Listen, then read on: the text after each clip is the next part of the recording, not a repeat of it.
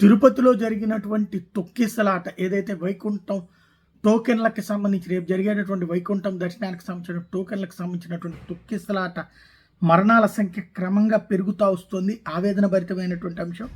ఏదైతే శ్రీనివాసం, విష్ణు నివాసం, సత్యనారాయణపురం, బైరాగిపట్టెడ, రామానాయుడు స్కూల్ దగ్గర తోపులాటలు చోటు చేసుకోవడం, బైరాగిపట్టెడ వద్ద తోపులాటలో భక్తులు ఎక్కువగా గాయపడ్డారు. మరికొందరు ఊపిరాడ కింద స్పృహ తప్పిడిపోయారు. దీంతో వాళ్ళని రక్షించేందుకు పోలీసులతోటి భక్తులు సిపిఆర్ చేసి రక్షించే ప్రయత్నం చేశారు. టోటల్గా ఈ మరణాల సంఖ్యకి సంబంధించి క్రమంగా పెరుగుతూ రావడం అన్నటువంటిది ఆవేదన కలిగించేటటువంటి అంశం. ఓవైపున ఈ ఘటనకి సంబంధించి చంద్రబాబు గారు తీవ్ర దిగ్భ్రాంతి వ్యక్తం చేశారు.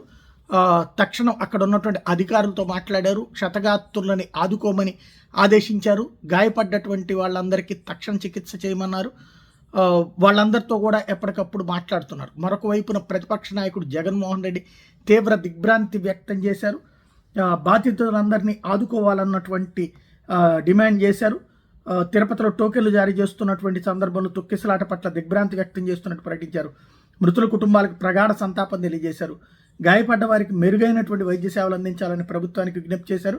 వైకుంఠ ఏకాదశి దర్శనం కోసం వచ్చినటువంటి భక్తులు ఇలా ప్రాణాలు కోల్పోవడం అత్యంత విచారకరం.